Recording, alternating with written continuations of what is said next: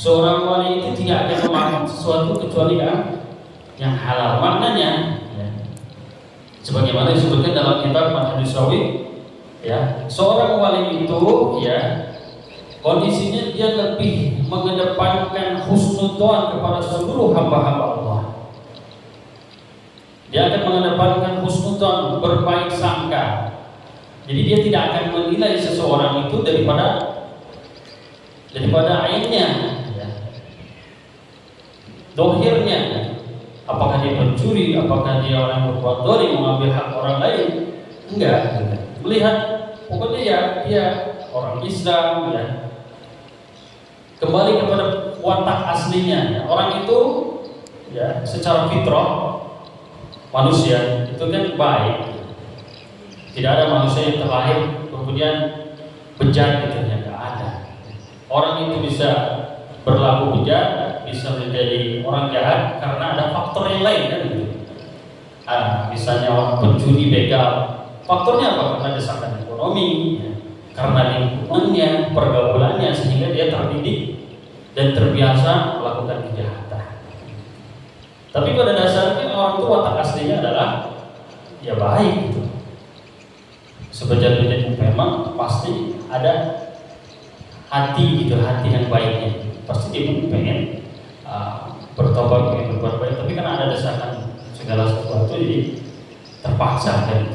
Jadi wali itu lebih mengedepankan husnudzon kepada Allah. Kenapa? Karena Imam Syafi'i menyatakan, beliau menceritakan bahwa Sayyidina Husain radhiyallahu ta'ala anhu pernah melihat ada orang, dia berdoa begini. Dia berdoa ini disebutkan dalam rezeki yang betul-betul halal, murni, betul-betul halal. Ditegur oleh Sayyidina Husain. Kalau berdoanya yang begitu, sarrabbaka rizqan la yu'adhibuka alaihi.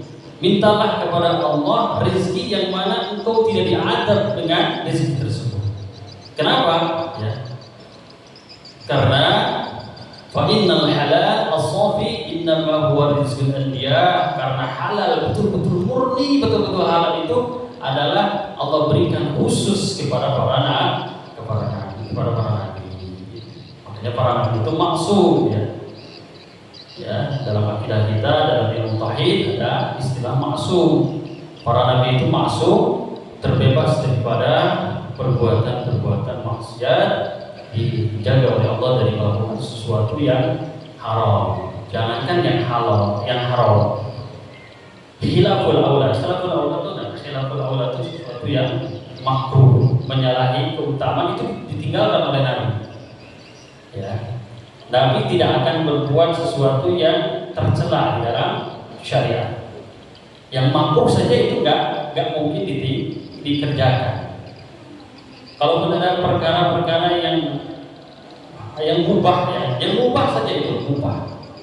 Itu di dalam kitab-kitab tauhid sebutkan para nabi tidak melakukan sesuatu yang kecuali untuk tasyri'. Tasyri' itu untuk menjelaskan kepada umat dari yang lain bahwa halal itu ukurannya adalah berdasarkan keyakinan, bukan berdasarkan daripada kenyataan. Maka yang haram itu dilihat dari dua aspek.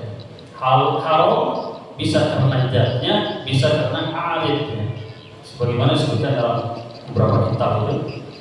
Jadi haram itu bisa karena zatnya, bisa karena arid. Arid itu sesuatu zatnya halal, tetapi karena dia memperoleh dari yang dilarang oleh syariat maka menjadi haram. Kalau yang jelas-jelas zatnya, ya itu kita tahu semua. Babi ya haram, ya. Anjing ya haram, ya, menurut 3 mazhab. Kemudian sesuatu yang najis kalau kita konsumsi maka itu haram, ya. Sesuatu yang memabukkan itu haram, ya. Itu jelas-jelas secara zat bahwa benda-benda tersebut haram, sesuatu yang memabukkan. Itu menjadi haram kalau kita konsumsi.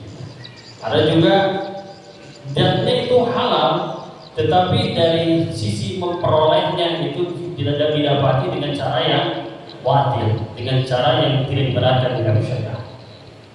misalnya riba, ya, mencuri, merampok. Sebagaimana dalam Al-Quran, la ta'kulu amwalakum bainakum bil batil. Janganlah kalian memakan harta kalian di antara kalian dengan cara yang batil.